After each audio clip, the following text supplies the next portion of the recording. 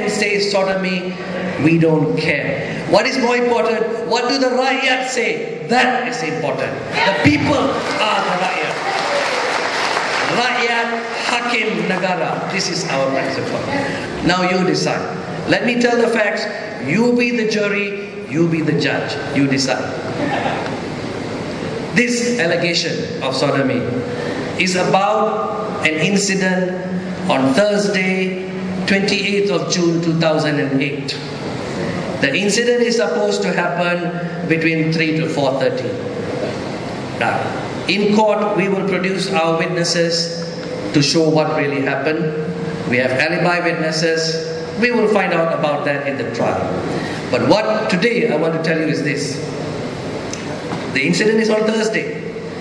We know today, and we can prove it, a few days before Thursday, around Monday, this so-called victim, this victim of sexual assault, who claims that Dato Sri Anwar assaulted him without his consent, assaulted him sexually, he met none other than Najib Tun Razak, the Prime Minister of the country, then as Deputy Prime Minister. Okay? Now when this was exposed publicly, what did the Prime Minister say? What did Dato Sri Najib Tun Razak say? Now, you don't have one answer, you got three different versions. The first version, you have to decide which one you want to believe. The first version, I never met the guy. Version number one. Then after, when the press asked again, the version changed. Yes, I met him, but he came to ask me for a scholarship. And this is from a guy who dropped out of college. The guy, Saiful Buhari, is a college dropout. He couldn't finish his degree, and he's there going to see the Prime Minister in his house, asking him for a scholarship. What kind of story is that? Then the story changed again. The story changed again. The third version is, yes, he met me, he told me he was sodomized by Dato Sri Anwar Ibrahim. That's the version number 3. This is from the Prime Minister of the country, who cannot give one honest version, who gives 3 different versions. That's the start. Now, this so-called victim of sexual assault did not only meet the Prime Minister. Now, I keep wanting to remind you all the time, the incident is on Thursday. Monday before the Thursday, he meets the Prime Minister. On Wednesday, do you know who he meets? He meets a very senior police officer from Bukit Aman called Road 1, Pengarah CID, very high level, in room 619, Concord Hotel in Kuala Lumpur. We know this. It has been said by Raja Petra in his website. It has been asked by journalists to SAC Road 1. Is it true that you met Saiful Buhari in Concord Hotel? You know what was Road 1's answer? I have no comment. Did not deny it. So this victim of sexual assault, who claims that he was assaulted 9 times, not once, 9 times, over a long period of time, 9 times, against his consent. He meets the senior police officer on Wednesday, and let us assume he is asking the police for protection. Okay, we assume that. Then he goes and he claims he meets with Dato Sri Anwar on Thursday afternoon, and he is sexually assaulted against his will. That is his story.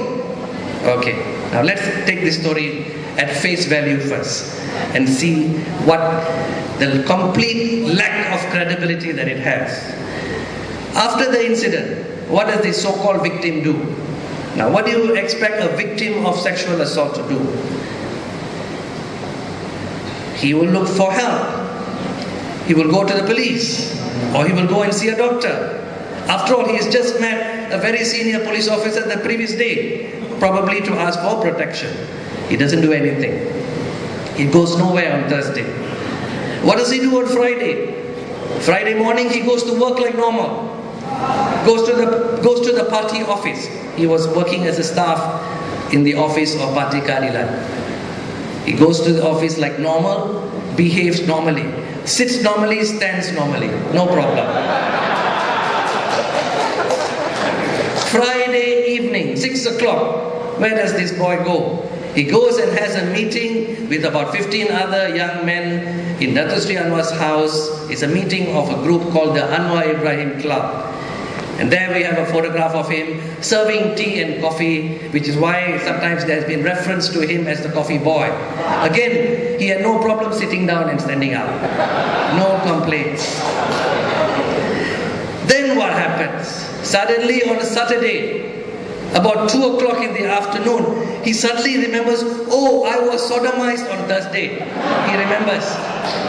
So what does he do? He goes to the doctor. He goes to a hospital called Hospital Pusrawi in Jalan Tun Razak in Kuala Lumpur. Some of you may know where this is.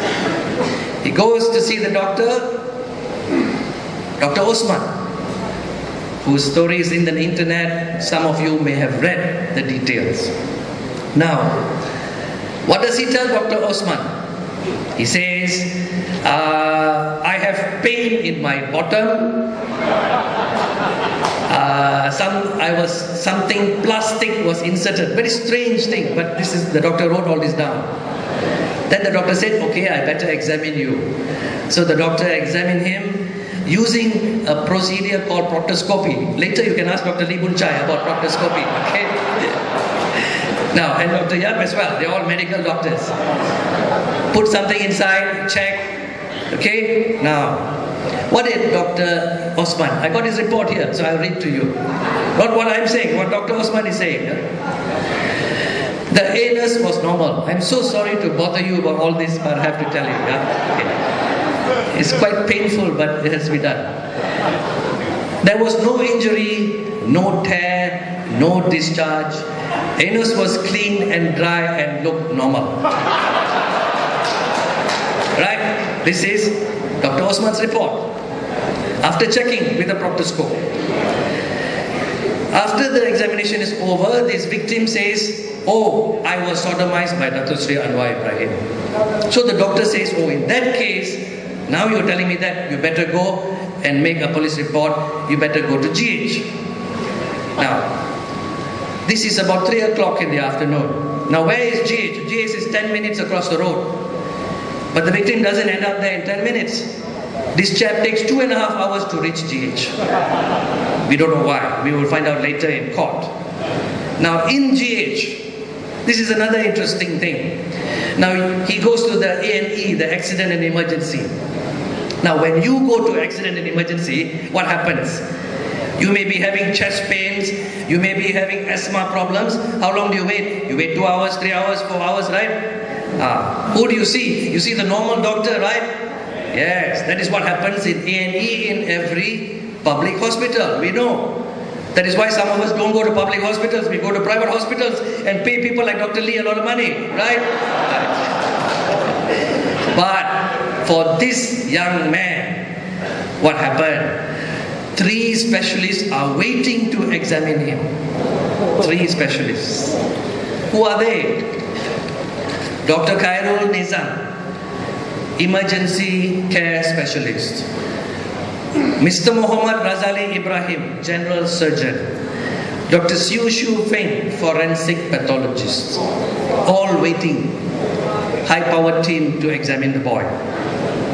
Okay, he gets examined. Later we will find out the details, but we have their report. And the interesting thing, ladies and gentlemen, is the report says exactly the same thing as Dr. Osman's report. In the medical language, I read it to you, it says, no conclusive clinical findings suggestive of penetration to the anus.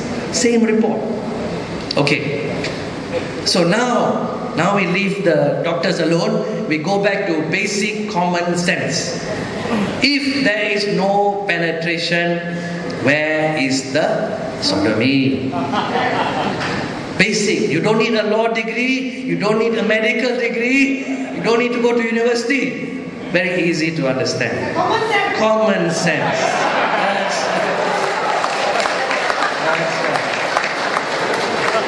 See, everybody can understand this, but the AG of the country cannot understand this. This is the problem. This is why we have to change the AG of the country. You agree? Yes.